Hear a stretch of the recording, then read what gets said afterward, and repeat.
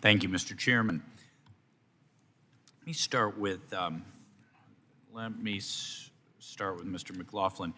So I'm a pilot myself, and I fly out of Spirit of St. Louis Airport in St. Louis. And you know, one thing we learn when we're about 800 hours instrument rating, but one thing we learned very early is you don't go into Bravo airspace without permission. So the, what was it, 1,500 drone sightings, incidents, I forget what you call them. 150. 150. Yeah. Did they all enter your Bravo airspace? The 150, and I'm going to say this generally, but I'm going to say yes. I'd have to confirm exactly Okay. that all 150 were in the Bravo airspace, but I think that is accurate. Okay, because Get the obviously, if I did that, entered the airspace without permission, I'd get call this phone number when you get down, copy this number down.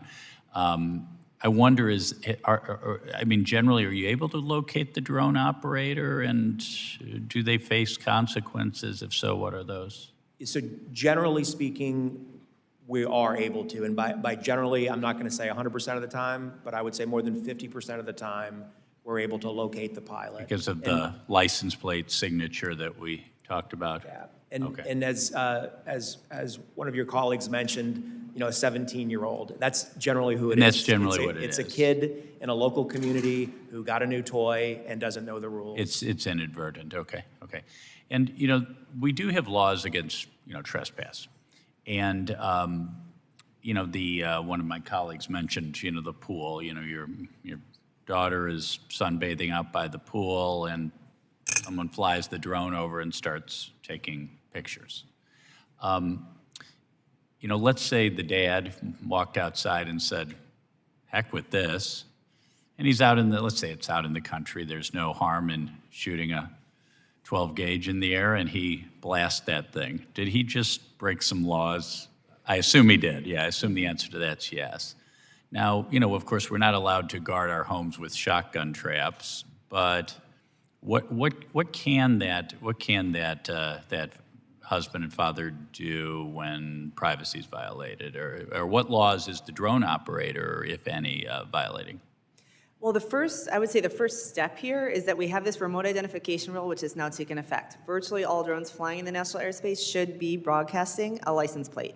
Right. And so I would, tell that father to pull out their smartphone and pull up an app, drone scanner, for example, and point it at the drone and see what the license plate is. Yeah. And if it's then hovering over their pool, they call local law enforcement and say, hey, there's a drone hovering over my pool. Here's the license plate. Can you help with this? Okay. And so that drone operator, though, might be violating laws against, trespass or voyeurism or whatever, just like if he were doing it there himself. Okay. And then, Dr.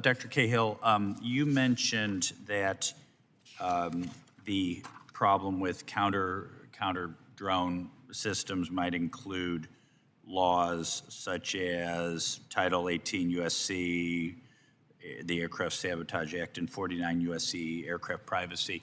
I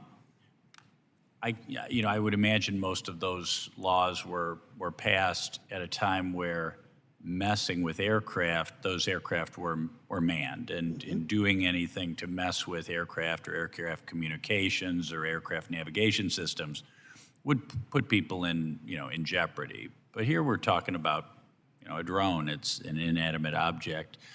Do you see ways in which we might need to change the law, or the FAA change regs in order to address that difference? Yes, Congressman, I really do think that there should be some evaluation of that. Excuse me. Right now, if you take out an unmanned aircraft, you're looking at up to 20 years imprisonment and $200,000 in fines.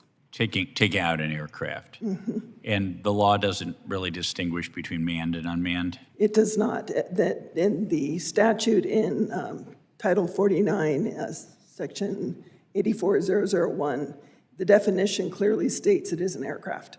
So right then and there with that wording, it is defined. So yeah, 20 years, taking out an aircraft, 20 years seems entirely appropriate. On the other hand, the example I gave to Mr. McLaughlin, the dad saying, who's this peeping Tom, looking at my daughter and getting out the 12 gauge, that doesn't seem like he should go to prison for 20 years. So maybe there's a need for some distinctions in our law.